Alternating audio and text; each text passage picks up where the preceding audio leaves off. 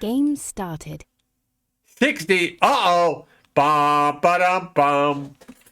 Wow, to what do I deserve the honor of having me? 6D, watch me here on wow, thank you. Just thank you for watching.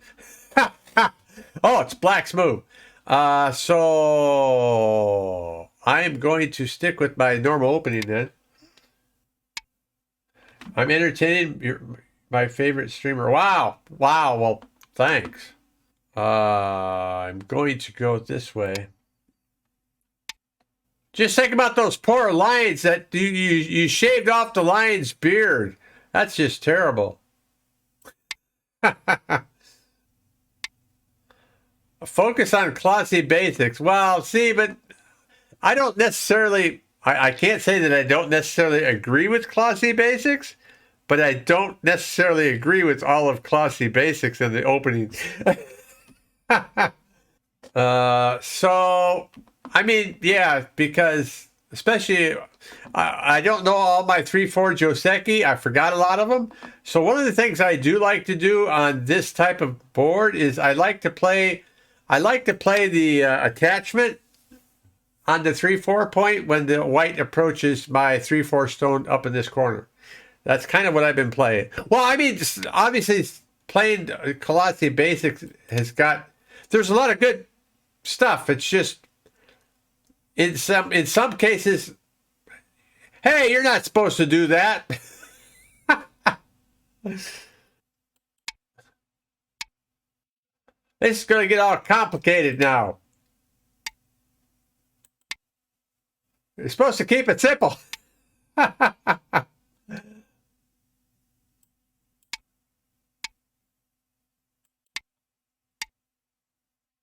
Actually, this is too...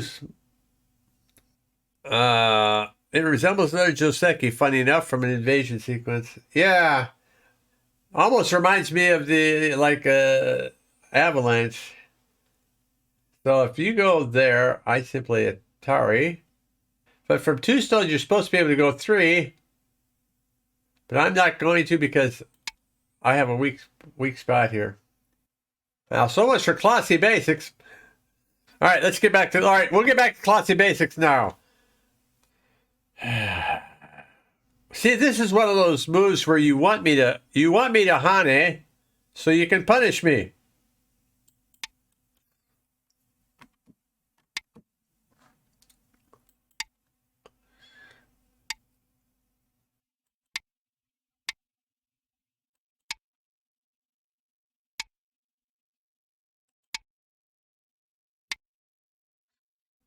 All right, so this one's wider.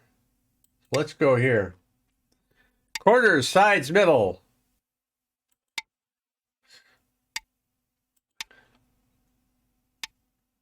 Whoa.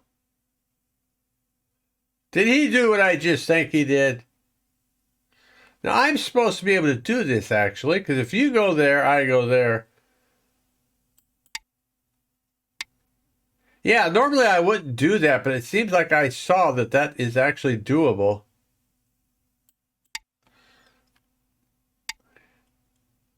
Well, it's not necessarily about fighting. Is that group weak? Is this a Sente move? No. I mean, he doesn't have to respawn, but if he doesn't, then I do that, then I can do more. Maybe I should...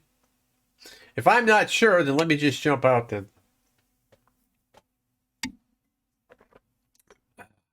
Oh, what did I say the last game, right? 1, 2, 3, 4. 4 space large knights move is what L does. So that would, wow, that's interesting. But classy approach, right? Classy approach. This area is the biggest. This would be second. So if I try to save mine, he can make his bigger. We don't like bigger areas. So let's, jeepers creepers. How the hell do you reduce that? Shoulder hit? Maybe a shoulder hit's the dual purpose. Maybe that'll help me to increase my framework.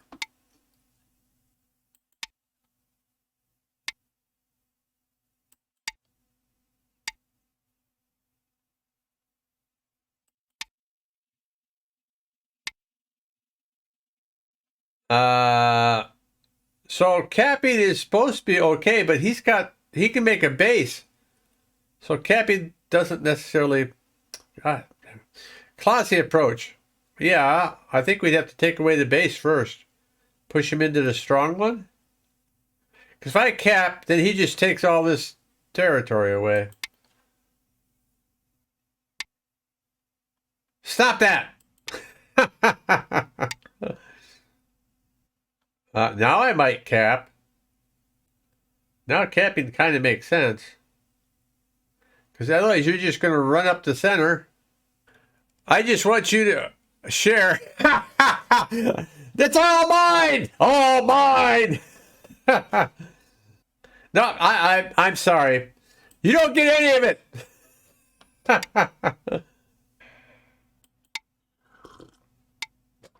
That's right, buddy. It's time for you to run. Vital points. Thank goodness you're athletic. All right. And did cross country in high school. Oh, I was not athletic in high school. You're playing very well, thanks. Well, so some of this is, okay, I should say a lot. Okay, you Atari, I connect. Then you Atari, I connect. And then you go there. I've got 2 liberties. I can still take your stone. Okay.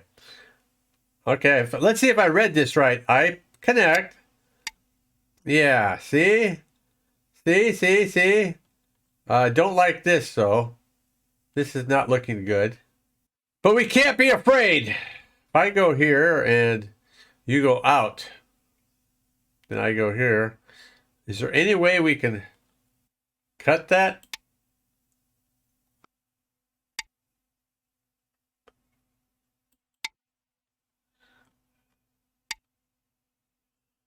Look at that. He just keeps trying to escape. But you know what? I don't like White's wall over here. So I am going to... I was going to connect here, but if he plays there, we got some problems, right? So I'm going to connect here.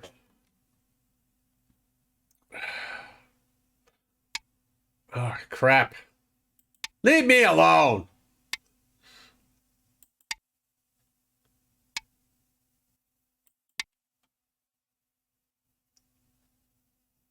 I'm the one hurting you. I don't think so.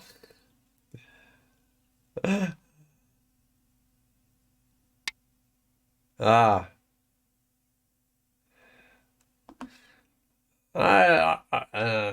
No dragons were harmed in the making of this video. If I go here, he goes there. That really doesn't do anything. If I play here, got to be something that I could do to reduce black here, because I just don't like this. Other than the fact I don't think he's alive either. So what if we do the Klotzy approach and we do the...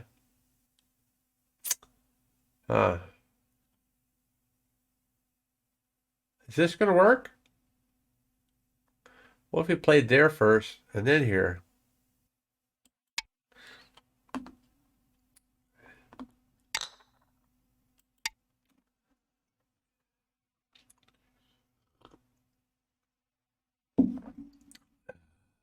$60. Holy crap. Yeah, I'm going to say, maybe, I don't, yeah. Yeah, I don't even entertain. I do entertain the idea of making 1D, and I think I can do it. I just got to study and actually practice what I'm learning. I believe that I can absolutely get to 1D.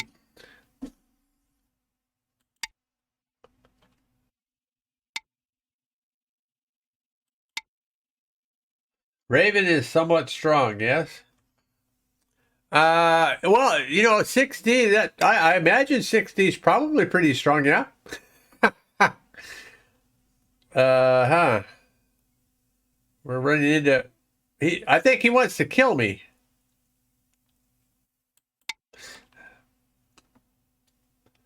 I'm terrible. Yeah, right. You can talk in the Twitch. You can talk in the game. You're terrible. Uh-oh. That does look terrible. Bull poo-poo, we're going to fight you. Uh-oh. We're still going to fight you. Oh, this would be an interesting move. Actually, I think this would be better.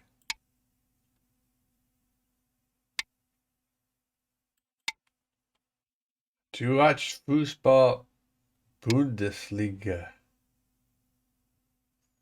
I have to ask. Ah, crap. Who's that question addressed to? Wow. Oh, okay. Maybe not. Oh, you guys are okay. That's, just as a reminder, if you got a question for me, go ahead and make sure you put at Wallerdog there so I know it's for me. Oh, man. All right.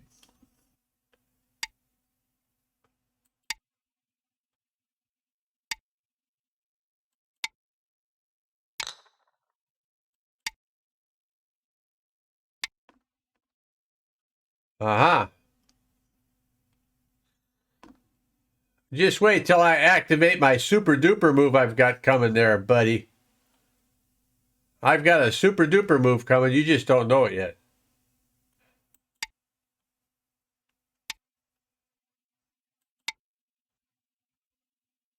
You believe me? At Wallerdog. I don't watch sports. You're scared. Yeah. We'll see how scared you are. Uh-oh. This doesn't look good. This doesn't look good at all.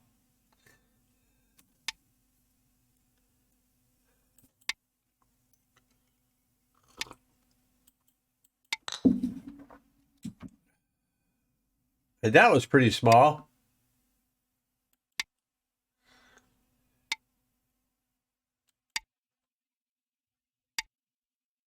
Shit. Shine the monkeys.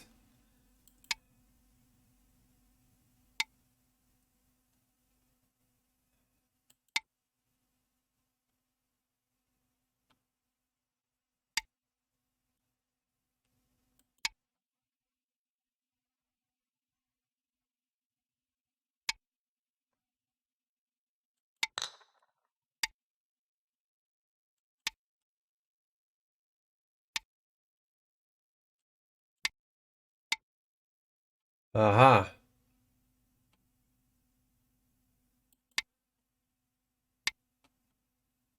Oh. This is an interesting development.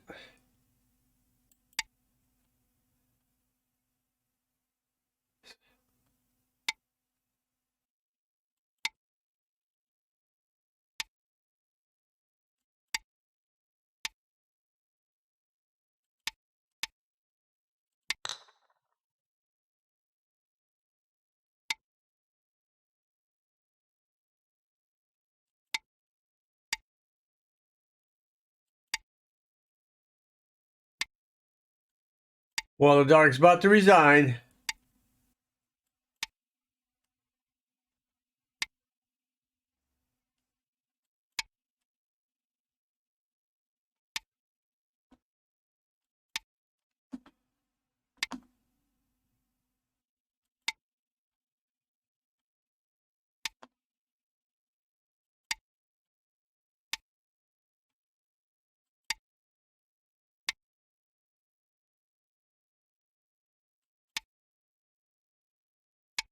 Yeah.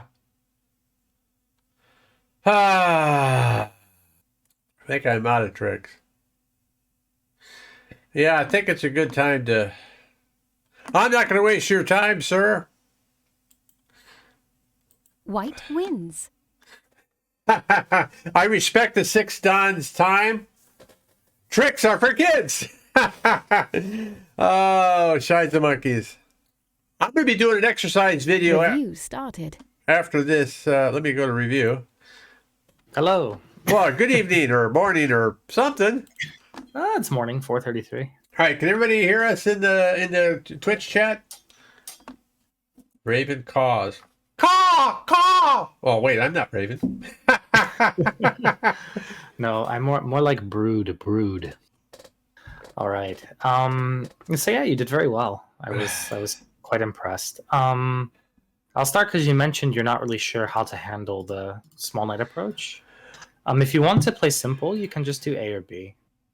Well, there we go. A or B. These are the easy ones. They avoid complications. If you play A, usually white will defend and you can tanuki. Or if you're not comfortable, then of course you can extend and secure a base. That's fine also. B would be more playable when there's something on this side of the board for black to do. In this case, when white is here at D17, it's a little bit strange. Still playable, but maybe not so good. That'd be like being really passive going B16 though, right? Yeah. But here, P16 looks passive, but the idea is that if white tanukis, you have a very strong follow-up with the pincer. So now it's basically white has to decide if white's going to give you A and potentially the whole corner, or if white's going to run away. And if white runs away, often it's going to be something like this. And then white's going to end up sacrificing a stone at 10 to move out to the center. And then it'll be basically how does white use the cut at A. But it does give up quite a bit to black because black is now alive and strong in the corner, and black is also alive and strong on the side. So the stone at 5 is quite flexible. If white does cut, it's pretty much black's discretion at that point if he wants to Atari from one side or the other. You could do this and be simple, or you could invite further complications by allowing something like this to happen. But that gets more into middle game territory. But 1 is one of the more common sort of super solid ways to defend the corner. Another one you could do is simply kick and jump. And this is, if you like territory, then you can play this way and just take all the points in the corner. And white will usually defend either low or high. Of course, if white does not defend, then that means black gets to attack, and black is happy with this also. But of course, your move, also perfectly fine. In general, would typically see black extend one time, white will block, and black will choose at this point if black is going to play A or tanuki. Okay. Yeah. And so the idea of descending at 1 is specifically to stop white from cutting, like you saw in the game. Thank you. Although that cut that happened in the game was somewhat reminiscent of the let me just have black pass. It was pretty reminiscent of this Joseki, actually. Whoops. Because normally you would see that type of shape happen in a position like this. And in this Joseki, black can choose, or white can choose to either push and extend, or white can choose to jump and get into this this type of variation. So the result maybe wasn't as bad for you as it could have been, but typically it's this, and then you're either going to Hane and defend, or you're going to ignore it and play away. And then in the event that white answers your move, then maybe in the future you come back and you take a base, either 3 or 4 spaces. And something like this you can settle the side very easily. And then if white ever decides to follow up, then white's Hane on the second line, even though it's big, is not super valuable because you can expand very quickly. And this move at 7 is a very common idea that we can kind of study from the Avalanche, actually. If we look at this upper right corner that I'm playing out here. Yes. You would very, very often see the type of idea where like white would play something like this and then fly, right? And so black is doing the same thing with the same shape here. And the meaning is very simple. Black does it because if black plays close like this, we notice that white is super strong and thick. Yes. And white is also ahead of black towards the top side. So if black plays this way, it's a good invitation for white to begin attacking severely. And then now it's like black has to worry about the stone at 3, and black has to worry about the group at 1, 5, and 7. They're becoming heavy. And it's not very interesting for black. So usually black will Hane the 1 time to force the connection, and then black will fly to the side of the board, or even you can just leave it and Tanuki elsewhere. I like how you refer to it as flying to the side of the board. Yeah. That's not intentional because of your name, now, is it? No, not at all. Yeah, so here a lot of times the tesuji is to jump in this shape. And the idea is that if white pushes and has to come back like this, you can get this sort of like sparrow formation. Hey, another bird Yeah. reference. Yeah. And then you can just fix. And white is kind of like white got to capture in the corner, but white spent a lot of stones for relatively very little territory. Right. And the other benefit that black has is that the stones at 1 and 5 do a very good job of sort of reducing white's potential at A. So if white had any dreams, like let's say of creating some sort of like attack against the black group here, right? Let's just say like this, where white was going to try to build a big topside. The stone at 5 is kind of already peeking its head in there and making it smaller. So it ends up becoming a very efficient stone for black to have in this sequence. Here you should go 3 spaces. Okay. The weakness you're not so worried about. If white wants to catch 2 more stones in the corner, so be it. They don't improve white's position much. So these 2 stones at B16 are kind of endgame for black, really. You can often sacrifice them if need be. So like, for example, you could play something like this, and then if white wants to capture them, white's more than welcome to. And black can just continue to get a nice position on the outside, and white's territory pickup is relatively small. Something in the neighborhood of 8 points. Black gets better shape on the outside. It's a good trade for black, I think, early in the game. The risk that you run playing close like this is that white can really bully your shape. So in the future, white has a peep, white has an attachment, white has the attacking move. There are a lot of ways that white can sort of take advantage of the fact that your shape is very cramped and doesn't have a lot of flexibility to it. So yeah, it's often why it's good to jump further, even though it does leave the weakness, because again, you can sacrifice stones, and that's usually better for black to have that option than to not. You really don't want to put extra importance on these. This was fine. The extension was very strong. Good move. You'd mentioned wanting the Atari. Yes. Usually we play this because we want this this type of settling shape on the right side. Of course, it's okay for black to play this way also. There's nothing wrong with this. This is how black will maximize the corner territory. So you get the most points that you can here. And the other benefit that you have is that you have access to the invasion points around A. And they're much easier because you have that stone at 3. Right? So 3 is kind of like peeking under black's base. It can see all of black's eye space. So sliding moves underneath become very strong for black with that stone. But of course, this one is good also. The general idea for white locally is to play the Hane and the jump. And this is kind of an interesting way that white can settle when the variation goes this way. But I wanted to be more proactive. And since I have some senteis, I wanted to be able to play a little bit farther. So I press. This was all fine. Usually a good tip, if you don't want the opponent to build a big right side, you can play the knight's move here. Because the white's knight's move is not sentei. You can push 1 time and leave it. And white will not be able to kill because you have the miai of A and B. So now this would give black the much needed sentei. You could even, for example, kick first. This would give black the much needed sentei to be able to play at R9 himself, kind of the vital point on the right side, and remove the extension of the white wall here. Now it's kind of very sad wall with no extension. Of course, white always has the block on the top side, but this block is not particularly impressive. This area is relatively small compared to what the right side becomes in the game. And having a cutting point means that black can do something about it later. You can also like maybe push 1 time. You have things like the flying move here that can get you into the top side. If white defends it, then white gets smaller with every stone white adds. Stuff like this. That direction isn't particularly useful to white. So yeah, pushing R9. If you're going to reduce it, now would be the time. A good starting point is the turn often. It looks like a very small move because it's not exactly Sente against 4 stones, but the follow-up for you at A is very big. In terms of controlling how big the right side can get.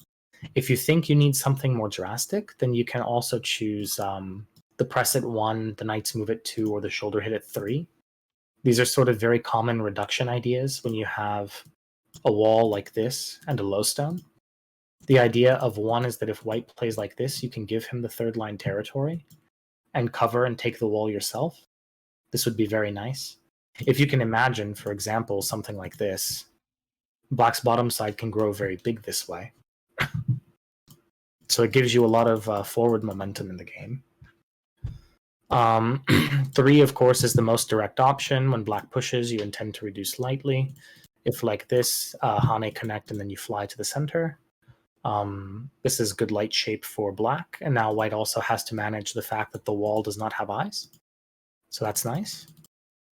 And then with the invasion at 2, this one you have to be slightly more careful because white might choose to counterattack and try to use the strength, but as long as you have a flexible mindset, you'll be able to do the same thing. And so you can actually start with this peep first and this extension. And this is setting up to attach at A or fly out at B or C. And so now it's very difficult to kill the black stones as far as white is concerned. If white plays, for example, to cover from the center, black can make some exchange here and then fly. Even if white continues, there are a lot of forcing moves that black has, and black is building ice space. This result would be great for black. So you can do any of these 3 to handle it ahead of time. Okay, you took the bottom. May I ask why you played d4? So I could build a bigger framework in the bottom center. Okay. This will be a little bit of a shape lesson for you and anyone in the audience that doesn't know this. It's usually vulgar to push into the knight's move from the diagonal like this, and it's especially vulgar if you can't cut. And the reason is oftentimes the jump cut will result in a better local result for you than bumping and going on top. You can also see white space is significantly smaller, right? Yeah. So as far as the shape goes, you really don't want to push into a knight's move unless you're going to cut it. And when you're cutting the knight's move, it's oftentimes more efficient to cut it at the waist. So if the goal is to get to e5, just play e5. When white hanes extend, when white goes here, you can turn. And like this, you keep the direction consistent to the outside. And everything that's moving this way is good for black. And you're not wasting bad exchanges pushing into your opponent's shape and helping it get stronger. Because now, if white continues expanding, you still have a weak point that you can aim at, right? Okay, so we did this one. Normally, white should extend, but I wanted to be a little bit more ambitious. Well, I've seen, I don't remember, I think it may have been a game review or something where I saw that white or black could actually Hane again because he doesn't have to be afraid. Otherwise, normally I would have gone with number 2 here normally, but so anytime you consider 2, you should always consider 1 first to see whether or not having the inside stone is going to be valuable. And usually, what you're checking is it going to be useful against 4? If it's going to allow you to Hane, you should cut first, because then when you pull back at 3, 4 is much harder for white to play when you can Hane at 5. In general, when that's the case, then what white will do is white will usually extend or capture the stone. If white captures directly like this, then you can play the Atari for free. White either connects or captures, depending on situation. And if white extends, then that's also good for you, because you can play the knight's move, which is far more aggressive, looking for attachment at A. Just to show what that looks like, if white tanukis, black can attach, and now the threat is d7. White extends to d7, and black has managed to pretty much wrap around the entire outside of the shape. You can think something like this, and again, black's bottom side is quite large. Or you can play more solid. Something like this is also okay. Otherwise, if having the cut at 1 is not going to be useful to force white's hand, then you can simply play at 2. And then when white's going to push, you can extend again. And now what this will do is this will leave both cutting points available to you that you can either peep or cut directly with later. So it just leaves Aji and keeps the position strong because the cutting option wasn't good immediately. And when black wants to sort of keep momentum, oftentimes to extend, black will play 3, so black can go forward. But usually you won't see this this Hane coupled with a defensive move like B. It's okay if you play it, but usually it's because you want to go forward at 1. The idea being that if white tries to play like this, the fight should be better for black. If white comes in, you can think like, okay, peep jump. If white comes out, then you can play diagonal, white defends. You can diagonal again. Now white has to deal with living in the center. And then when white has a running group in the middle that's going this way, the stones on the third line on the right side are a big liability for white. Do you know why? Well, you could shoulder hit, or I mean, you could make a wall against them. Bingo. We have to think there's an invisible black wall on the triangle points. So when black is thinking about the fight this way with the extension at 1, black is doing it under the consideration that there are black stones around triangle area. Because again, black can choose to play variations like this, where black is getting extra help, and then all of a sudden the white group is surrounded. Right? And this is kind of global thinking. But okay, you did this one. This is fine. I didn't judge that Hane was going to be super valuable here. I felt that if Hane, black could easily jump to 2, so we attack the group. You don't need to defend, and I would recommend if you want to defend, that you defend by attaching on the second line. You can do this, and then push 1 time, white will answer, because the Atari is Sente. And then after this, you can just jump. You can leave the position. If white captures 1 stone, then you can defend to the center. If white doesn't, and let's say white separates, then your pulling back will threaten a cut at A or a clamp at B. And like this, you maintain your eye space. So this attachment at 1 is a very, very common sort of way for black to settle quickly to get to the next immediate area without committing too many stones, just to have a living shape.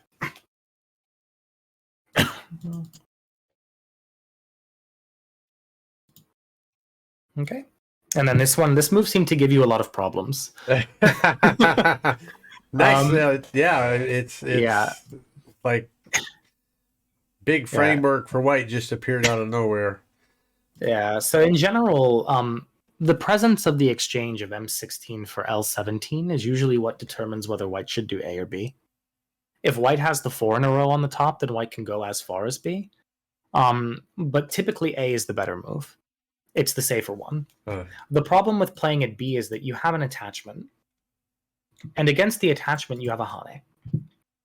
So how am I to stop you? Because if I cut, you can Atari and connect, and now my shape is broken, right? I have a Panuki, but what is my Panuki facing? It's facing a strong black corner, and it's facing the edge of the board. It's not very useful. What if black ignores C9 and goes Q10? Yeah, that's also possible. If black ignores C9 and goes Q10, then white can slide in though. So you want to have some control, YOLO time lull, against the move at 2, because this can be quite severe. If black, for example, connects and white turns, black is not alive locally. And black would like to be able to set up some variation like this against white would like to be able to set up some variation like this against black. So you have to be very, very careful here. Which is why I would recommend for black attach at 1 first before doing anything and then push. 1 and 3 combination is very urgent, and then after this, then black can do something. If you want to play Q10, I would do it now. But I wouldn't omit those 2 exchanges. So here the problem with the shoulder hit, Waller, was it wasn't direct enough against the weakness. Instead of cutting my weakness, you helped me fix my weakness. Notice with A and B, I am now 1 step closer to uniting my B stone to its friend. The wedding day is quickly approaching. They'll be united forever. You should be the guy in the crowd who's, the starstruck lover of the A stone that wants to stop this union from occurring. So I highly recommend that you stop the marriage. When they say speak now or forever hold your peace, you need to be that guy that speaks. You speak loudly. Yes. Because again, the biggest weakness of this Daida Gema is that it can be cut, and so it's black's mission to figure out the best way to do it. Because if you just help make this stronger, then you'll have no chance to invade. Any invasion that you play in there will already be dead. right? Because white is ideal 5-space extension. For those that don't know, this is usually the best extension between stones on the side of the board. If you need a good study tool reference for that, then you can look no further than the Chinese Fuseki, because you see the same idea here. But the main idea of having the 5-space extension is that when black invades it, there's no room for black to make 2 eyes. There's no room for a base. And you give the next move to your opponent. If you have to make the 1-space base, it's not enough to make 2 eyes locally if it's played in Gote. So this one was a very, very welcome exchange for me. Well, you didn't even say thanks. Yeah. And then I just fixed the connection with the wedge and connect here. Yeah. Now it's only a knight's move that it has a potential to be cut, but the knight's move has a 3-stone base behind it. Yeah. A 3-stone stem. So you won't have enough liberties to cut because the 3 stones have way too many liberties to be threatened. So the cut is effectively non-existent, and the white stone is now like a very good bully stone for white. We're gonna put a bully face on it. And this stone is going to be a bully because it looks directly into black's territory, but it also looks to expand in a direction that white's very interested in. He's like the very loud guy in the tennis court that flexes, but he's actually strong enough to kick your butt. Not the situation we want to be in. So this was just a little too soft. These 3 stones are a little bit light. Cutting directly is big, but it's not urgent for white. So if you want to do something, it should be done by Sente. What about this? Oh, go ahead. I was gonna say, what about P14 here? Too deep? I think it's risky because then I'll just seal you in. And if you try to push and cut from now, I can just go here. Okay. So it's not going to work. So the answer is no. Yeah, literally. But you can aim for it with something like this.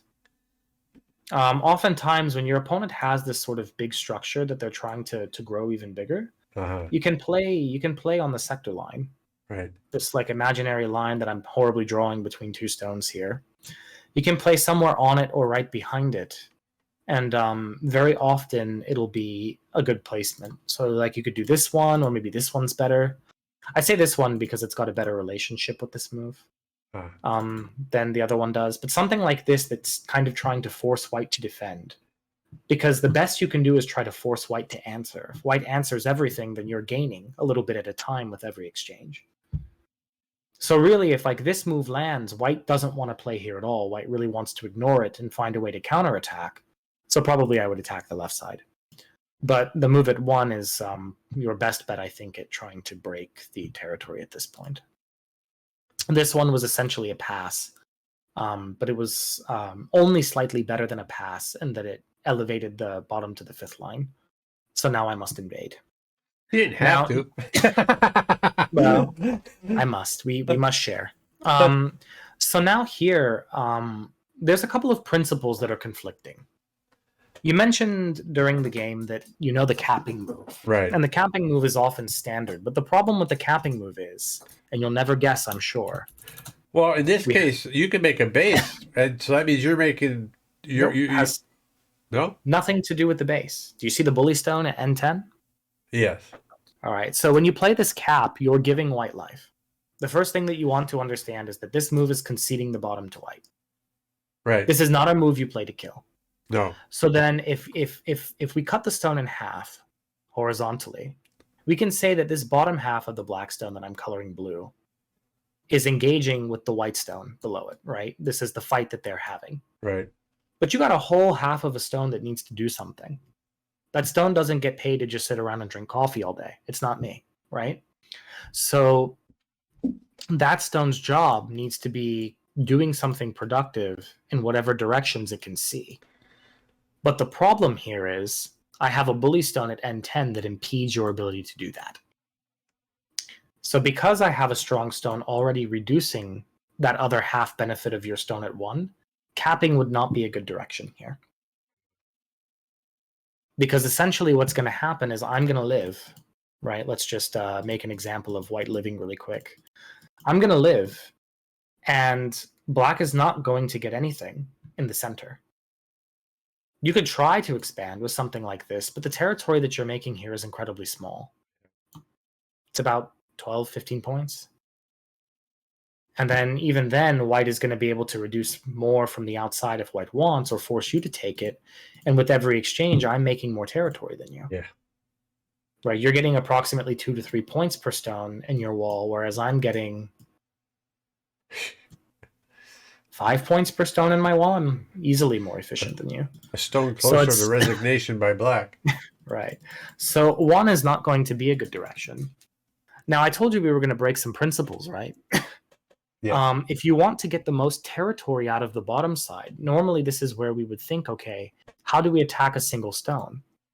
Well, attacking means to remove a running direction, so we should remove a direction 1, 2, or 3.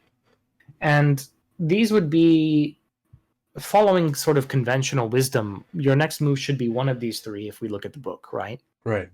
But in practical play, I can almost guarantee you this move will be better than all 3 of them. Oh. And the reason is because it's actually very difficult for black to choose, so give the choice to white.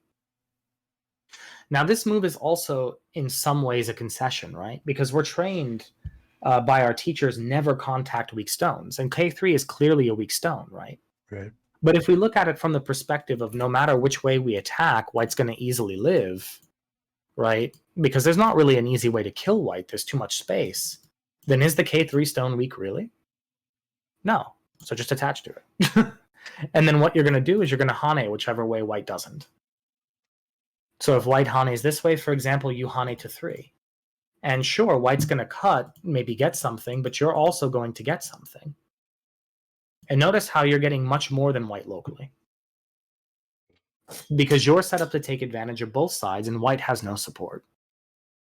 So in this case, this is the appropriate moment for black to break the principles and attach to white directly and offer a compromise. Because the compromise, no matter which way white goes, will favor black.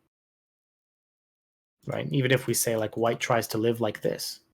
Is white going to die? No. White will be alive. This will be a living shape, for sure.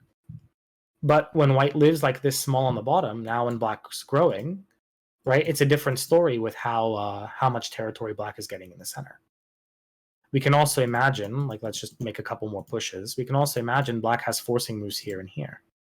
So the territory payout that you get from a move like this is just significantly larger than if you try to play the standard attacking move.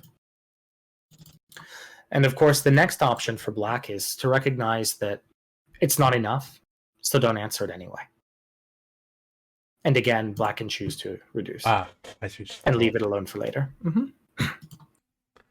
Yep. So this is why when you do H3, I use that second line attach idea, right? This is the same idea that I was referring to you with A. Right. On the left side. And this is why white does it. And oftentimes the next move for white is to jump. And the idea is white threatens the miai of A and B. This would be the common technique. The only reason that I didn't do it was because I have a little bit more attacking pressure on your group here because I'm strong on the left side. So to take advantage of it, I don't want to sacrifice the H2 stone immediately, so I extend it. But now would be a good time for black to cap if you're going to do something locally. You can either cap here or you can go here. These are both good moves. This move that you played is also very good, very aggressive. So I liked that. But capping here at this point was a little bit risky. So how much do you stand to make in this area of the board? None. None. So it's not an effective direction to attack from. At this point, you should recognize that your A for B exchange already gained something. Right? Yeah. You've got some points here. And you got them by Sente, and white still doesn't have eye space. So if you know that white's going to be running this way, then you can try to do something that can nip 2 birds with 1 stone. Again, you can go here. Because notice that if white is like fighting, right, tooth and nail, let's just have like this as an example, to keep the territory, right, then all of a sudden, where is white going? And if white has the foresight to see that and white decides to defend, well, guess what? Now you've got a free pass, right? Like, let's just show an example. Like now you can move into the shape a little bit easier and reduce. So this is the appropriate time to sort of leave this position. Attacking from here didn't have a lot of benefit. So this was fine. This was fine. That was clever. Clever. This was a little much. You didn't need to connect here. Just to show you, if I cut, you can go here and then push and then connect. And if I connect here, this is absolutely fine. You can simply defend. All I would right. have to connect Yeah. inside. Okay. And then now you can invade, and this would be very bad for me. So you actually don't have anything to worry about with the cut directly at 2. And if you're worried about the empty triangle, that one's easy. You just connect. If cut, then go here. And if wedge, then there's a cut here as well, right? And then you can push. And from this position, if you want to kill, you can cut an Atari and just give these up. Like give up the 1 stone, right? You can even connect and save all of it. This would also be very bad for me. I'm not alive yet. Where are my eyeballs? So don't deny me the opportunity to throw my life away.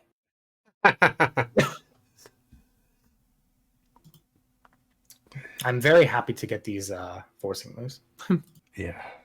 This was just a little too small, this exchange. This is actually kind of Ajikeshi, encouraging white to defend like this. If you want something cute that you can do now, you actually have a really good invasion. It's kind of like a point of symmetry. Do you know the point of symmetry for when your opponent breaks the dog's head? I mean, I'm guessing L11 is like a vital point for that shape. Yeah. No, sometimes. In this case, it's this one. Because the idea is if I hane, you hane, right? You know, it's easy because if cut, then you have the counter Atari. If I capture, you have a connection. And then from here, I can cut, but my stones are becoming short on liberties. They only have 4. Why is this important? Because once they get lower than 5, they often have a weakness. And that shared liberty at 4 is problematic. So if you can imagine something, for example, like this Atari, and let's say this pincer, and let's say white defends somehow, defended, okay, and then extend. Now all of a sudden, I need to make eyes with these. And black is getting a lot of moves by free this way. If you don't like that result, of course, you can also get in this way. And this is just an easy example of one way that black can make the white territory much, much smaller. But oftentimes, this attachment at 1 is sort of a tessage in the marked shape. Because it forces white to pick a direction. If white picks the direction this way, you can hane further in and leave white with a choice. Does white connect and let you drive out? This wouldn't be very good for white, because this is going to be sente, and then black is going to be able to continue reducing.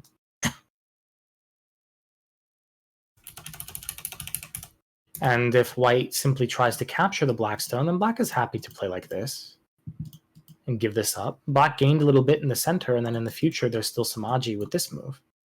So a push like this by black might become sente, or something to that effect. So you have a decent move at A that you can use to invade here. After this, it's a little bit harder, because now you invade, and I can go here, and the exit for your stone at 1 is blocked by the white stone. You know what we're going to put on this white stone, Waller?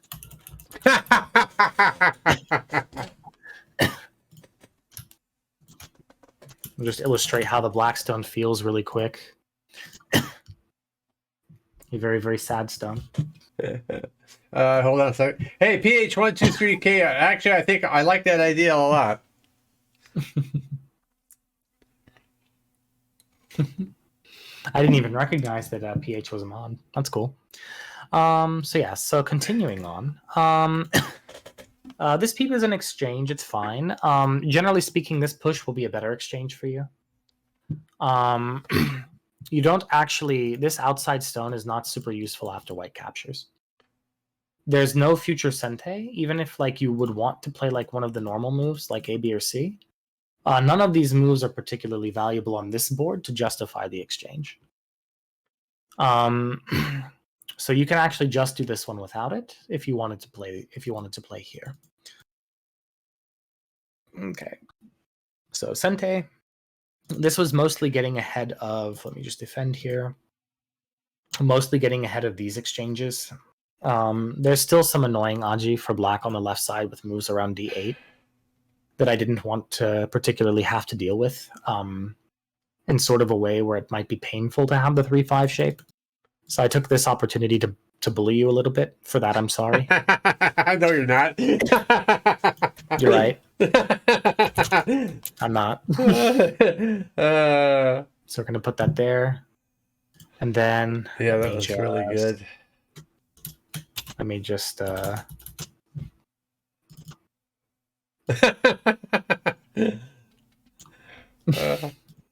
illustrate those. What about J5 first, then play K15 like how it was originally? I think he's asking why not black go here. Okay, so black could, but then when white plays here, you still need another move. You could go for this one. This is absolutely fine, but then white still has the clamp, and this is very, very sort of nasty. If you go underneath and are forced into this, then the black shape locally is not alive. Black can die here if black is not careful. So just be careful of the life and death. If you're playing this one, then black probably wants to add a move at d2, and then it will be essentially white getting back to k15 first. Okay, so this was fine. This was okay. I like that you bullied me by Sente here. That was good. That was very, very good. This one, black is effectively trying to set up one of these sort of Tetris 4 shapes by Sente. Generally speaking, if you can make the inside configuration of space a Tetris 4 shape in Sente, it cannot be killed. Provided that your opponent doesn't force you to fill on any of those points. They have to be points that you don't need to fill on. Yeah. 3 of the Tetris 4 shapes are alive unconditionally already, and without Sente, and that's going to be this L shape. In most cases, bent 4 in the corner, obviously being the one exemption to this one. The 4 in a row, which is alive automatically, and the Z shape. This one is also alive without Sente being necessary. But the other Tetris 4 shapes, like this one, requires you to have Sente to play the vital point at F3. Now, moving forward, this sort of starting the double attack, I was looking for ways to bully the thinness of your stones. I know that Hane at A is likely going to be Sente against you, and the shapes were a little bit weak, and in order for me to sort of get the most that I could get here by Sente, I needed to make use of some of the weak points in your shape. So that's why we went with this one. Connecting was fine. This was fine. Usually this Hane is a bit of an overplay. Normally, black is supposed to just cut and give this to white. And then in this position, you can defend here or you can defend here to sort of escape. That would be normal. We got into this variation where you forced and then defended in Gote. This was painful. You have no idea how painful. Yeah, because you end up having to spend a whole second step, right? And having to lose a move twice. Both of these moves were effectively the same as passing. And so white is very, very happy. Like here, if white really wanted to, white could attach, and like you could block and then white Atari, and where's the second die at? Like you're gonna live very, very small like this, but that's only if white allows it, right? If white gets to cut at 7, where's the eye? So it's painful. Another question: can't black play E12 when white played D12? Yes, black could block from the outside. That's fine, and then white attaches. So this is another common Tesuji that white is aiming for. Good question, Yellow Time. For those in the chat that have never seen it, it's basically that if this, then this, then this, then this, this, and then you can take or thrust or whatever, depending on what exists. Usually if white has a stone at 10 already, then white will go forward at B13, and usually without it, white will capture, but yeah, this attachment is kind of the Suji. If black ends up playing from this side, then of course white's going to go further in. So a good one to remember: against 1, you play 2. Good question. And so this is kind of like reverting to the same Tesuji, but slightly better for white. I took a couple seconds to calculate this. I could have played the Hane, but if I did the Hane, it creates a weak group situation, and I also soften my left side. And I just preferred not having the weakness in my own position, so I figure let you connect and Gote, and that would be good enough for me. If you had played this way, I would have done the outside peep, and I would have covered like this. And then after you blocked in this position, then I would have played this exchange and gone back here. And the idea being that it's hard for black to cut at A, because if I run the 2 stones out, I also attack you. So, yeah. Kind of already defended because the black group is so weak. But losing 2 moves was painful. I was very happy to get this exchange. These 3 stones were small. These are endgame moves. If you count it, it's less than 6 points. It's about 5. And so it's very, very important for you at this point, Waller, that you get back to D2. You need to live. You need to live. Because now that you don't live, I have 2 weak groups that I get to bully. So we'll just... No more. We'll bring back our favorite illustration.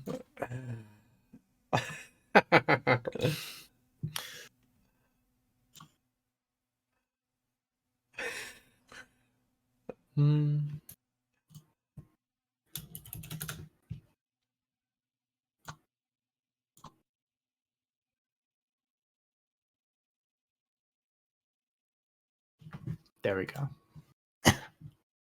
Just so that, in case there are like kids or, new people in the chat, they can better understand what's going on. By the way, this is a very good teaching method. If you guys ever find yourself teaching children on OGS, draw faces on the stones. They love it. So you had the right idea trying to make eye space. It was just a little too conservative. Do it by Sente. Try to bully me. Try to make me defend while you secure your area, Like if you can get something like this, for example, you can defend one of your weak groups by Sente, Maybe now you go back to here, and if white cuts, you can give up the cut to white, accept it like this, and then you can do some move in the center, I don't know, here, I guess, to live. Try to connect to your strong group, but at least this way you won't die. Okay, so we do that, then we attack. Good, you descended. That was very, very good timing. I played S6. This was effectively to remove black S7 or S8, which would have been good endgame for black later on. It also sets up for S4 in the future, and I really wanted to see how you were going to take care of the center now that it was your only weak group. So it was kind of a pass move. And then you started firing off a sequence of small moves. I'm not really sure why you Atari didn't connect it. Yeah, that Atari there. Yeah. As soon as I played it, okay, that was like what? Yeah. I mean, if you were going to play a sort of small move locally, this would have been the one. But the thing of importance to note here is just that you're alive already. Oh, whoops, it's showing those faces. Like, this group is alive. I can't do anything that threatens the life and death. So you can treat it like a thickness. Anything that white's doing around here is effectively endgame. And while we are technically in the endgame, we're not really in the endgame because black is not alive at A yet. So, if we simplify the Klossy approach to its original inspiration, the list by Shy Ghost, the fundamental principles are, am I okay? Do I have any weak groups or important stones that can be hurt or harassed? And I would say that the A group is definitely a weak group that can be very, very much harassed. So then the principle of the list would dictate we pick the weakest one and defend it. A is in need of a defense. Now, the method of defense follows the list further. Is my opponent okay? Does he have any weak groups or important stones that can be hurt or harassed near my weak group? Or any strong stones that I can attach to build strength on in Sente? That's sort of the next step. And the answer is yes, the B stone is not completely connected to either side. So whenever you have a stone that's in the middle of 2 other stones, you can think about that as like a point of stress. Like a door, the point of stress on a door is a hinge, right? Right. So the stone at B is what I would consider to be a hinged stone. Put as much pressure as you can on B to get as much free stuff by Sente as possible. And you can see that same concept early in the game can be applied to white's R9 stone, right? Because if you look, R9 is sort of the middle point of both corners. So if you do anything to R9, you're putting a lot of pressure on the hinge of that door, right? Right. If you want to break something, break it at the fulcrum. So same principle applies there as applies here. When you need to defend, look for the way to defend by Sente. And oftentimes the best way to do that is to attach to your opponent's strong stones or try to counterattack by bullying their weaknesses. In this case, you've got a weak stone at B. That's a prime target to use to play active defense. A bit more of an advanced concept, but at 6Q, I think you can get it. Right? You can see that if we attach in white Hanes, well, we have things we didn't have before. Right now, there's a cut. So then we can think about how do we take advantage of the cut. We can read a little bit and try to figure out how to make A useful, right? And if white simply extends, well, didn't we just get one for free? Even that one exchange, that one little freebie is already enough. Do you see? Yeah. Awesome. Yep. So then after that, I just cut you off. Now you have to live. And then again, you play these exchanges. Do not push into the knight's move unless you can cut it. So it requires reading. If you want to cut, set up the other side of the cut. For example, let's say white played super passive here. For some reason, white decided to become a very big coward and play endgame, and black was somehow super thick. Well, now maybe there's a claim that black can cut, because the cutting stone at 11 is fairly difficult for white to play against. We notice if Atari connect, right? If Atari extend, there's really nothing we can do against the cutting stone. But without that help, if black tries to cut, it's a different story, because black has to come back and defend, and then white defends, and then black is surrounded. So this is a failing cut. So if the cut is failing, don't set the cut up like that. Try to make the cut better first. And this is another way this is what we would consider putting pressure on the cut. So now your attachment's even better because you're pressuring the fulcrum at B and you're pressuring the cut at A. It's like a 2-for-1, right? That's really good value. You know, that's like going to Sam's Club and finding one of those KitchenAid mixers on sale for $150. Like, even if you don't need a KitchenAid mixer, you buy it. You know, or at least a wife would. You don't question it. Like, my roommates and I bought a KitchenAid mixer for $230. It's at $1,000 right now online. Like, you don't question it. It's one of those decisions, you just do it, you know? So it's just really good value. When you try to do it prematurely, it doesn't quite work. And actually, even white could do it like this, but I didn't want to deal with this. This is kind of the flexible way that black can resist. So I tried to just clean the shape up by making the position as obnoxiously thick as humanly possible. Yeah, again, you really want this cut to work, but you have to have an answer for 2, right? You know, and the only way that we're going to be able to sort of make 2 work is in the event that you can somehow get a stone on the vital point. So pop quiz, again, because I love giving these to you, Waller. In the shape here, where black has the cut and white jumps, do you know what the vital point is? In this position. Do you know what the vital point is for black with the mark stones? It's easy, because if you don't know, you can just say, I don't know, and I'll give you the answer.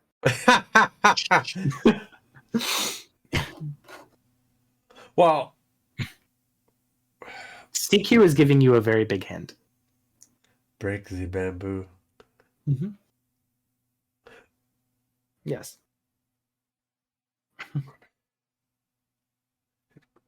J12? Correct. So J12 is the vital point to break the bamboo, right? In this case, it doesn't work directly, but you can start there. Because if white ignores it for some reason, and then you cut, there's no more this move because white is dead. Pretty neat, huh? So that means against this, white has to connect. Then you extend and you still threaten a cut. Or again, you can attach. And if white extends, you can Hane.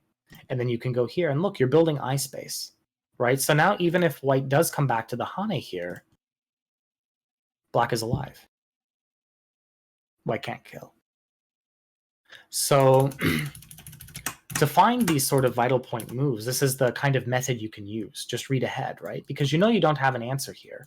If you cut, you're a move behind. doesn't quite work. So you get ahead of the variation and you play the vital point first, before the cut. And again, what this does is it puts an excess amount of pressure on the weaknesses. Normally the peeps are bad exchanges, but these are examples where it's actually more useful to do the peep than the cut, because the cuts themselves don't work. So just a good little shape tidbit there. That's why when you cut, I connect. I get rid of all of that Aji. You Atari from this side. I connect again. You capture.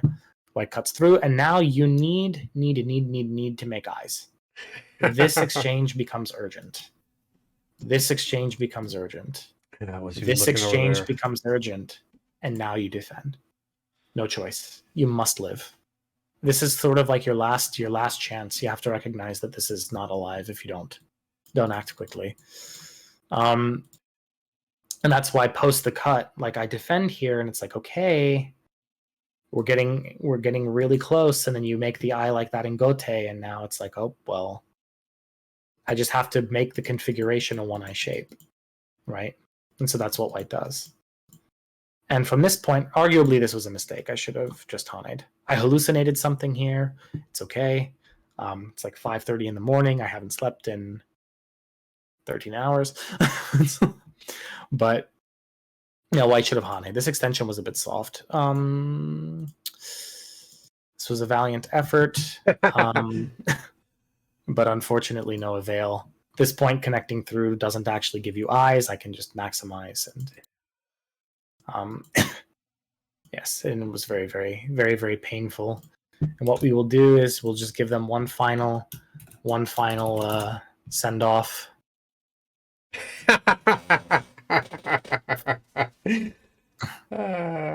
Even adults like those.